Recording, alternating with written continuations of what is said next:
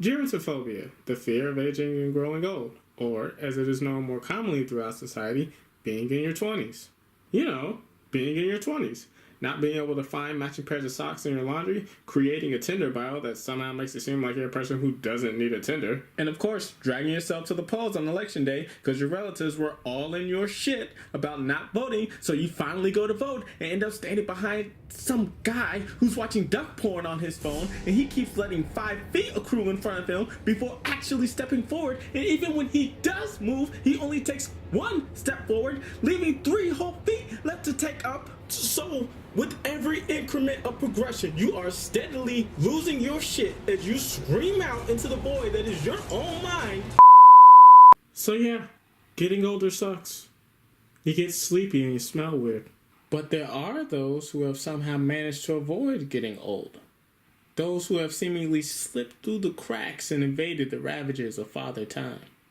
Such as son Goten and Trunks Brief. Fortunately for them, they haven't had to grow old. They've been able to stay young, sexy, and socially uninhibited to laughing at people from Minnesota for years. But why? Why don't Goten and Trunks seem to age as the world moves around them? Is it a lack of nutrition? Is it their half-human, half-Saiyan biology? Is there like a universal need for them to... Okay, fuck me, so what's the answer, right? Well, it all started a while back with a worldwide organization that is the Kids Next Door. The Kids Next Door is a global team of kids that battles adult tyranny and fights to preserve all that represents being a kid. Their operations have helped lead to a decrease of adult swim-only sessions and pools across the U.S. from 57 to 32%, and they were also responsible for the revival of the toy store business Toys R Us back in October. They also did their share in meddling in the 2016 election, but they're not proud of it. They've actually since issued a public statement saying, in all fairness, it was kind of a dick move. Now, where the topic of Goten and Trunks' age comes in is with the Kids Next Door Operation Fountain. As it was reported by the members of Sector V, Operation Fountain was initiated when the delightful children from down the lane kidnapped Leaky Leona. In their pursuit to rescue Leona, Sector V discovered a secret underground school that hidden within its catacombs called a Fountain of Youth. The fountain, however, was unfortunately lost during the battle between Sector V and the delightful children. At least, that's what they were thought to believe. Leaky Leona, who's revealed to be over the age of 300, was seen just a few days later after the events of Operation Fountain back in the form of a kid.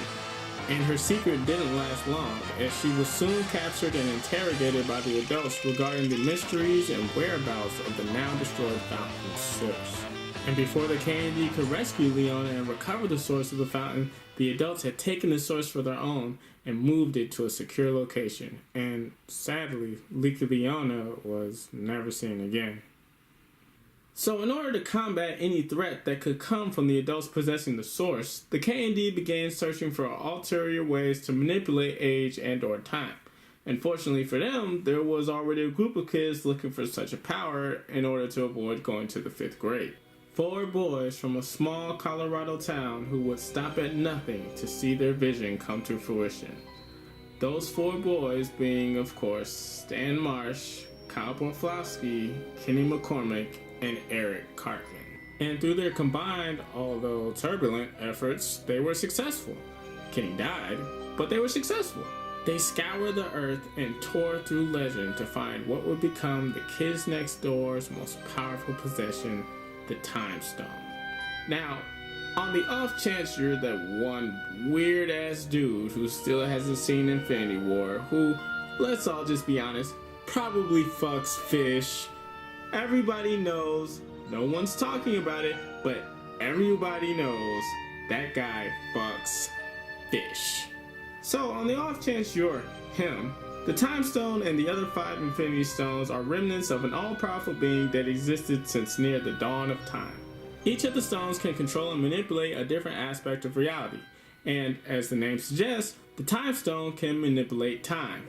So as per the agreement between the boys from Colorado and the K&D, a portion of the stone's power will be used to keep the boys and their hometown operating in a loop, preventing them from ever having to age and go to the next grade. This was done while another portion of the stone's power was used to stop the process of aging for a secret team within the kids next door. A team scouted and evaluated by Number Infinity himself, comprised of kids whose skills and/or abilities were so outstanding that they were deemed irreplaceable and highly valuable assets. A team that came to be known as the K&D Infinity Dukes, or more simply, Kids.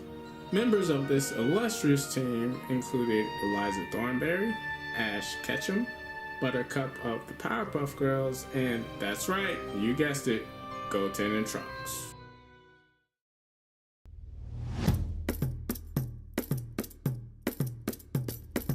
So there you have it. Through the power of the Time Stone, Goten and Trunks have been able to retain their youth so as to remain operatives of the kids next door. Only being called upon, of course, for the gravest of scenarios, Goten and Trunks have helped save kidkind along with the entire world on several occasions. None more notable, of course, than when they helped defeat Scourge the Hedgehog, who, after a bad day on Xbox Live, sought to erase everyone's accounts across all platforms that would have caused players to lose their saved games, battle experiences, and all surrounding data. Goten and Trunks, along with the other operatives of the Infinity Dukes' time as children, would still, however, prove to be limited, as they would all go on to age in the future, but through no fault of their own. The K&D tried to keep it a secret, but word eventually spread of their possession of the Time Stone, and even though they were able to fight off and prevent many attempts to steal it, the stone ended up being seized by not of an enemy, but by one of their own. A highly decorated operative, and arguably the greatest kid the world has ever known, but to save his sister, sought to bring the days of the kids next door to an abrupt end. But that's a story for another time. Be sure to drop a like if you enjoyed the video. Don't forget to subscribe to see more content like this in the future. And be sure to leave a comment sharing your thoughts on the episode and what you would like to be covered in future episodes of MUGEN Explained. Alright y'all, thanks for watching. Take care.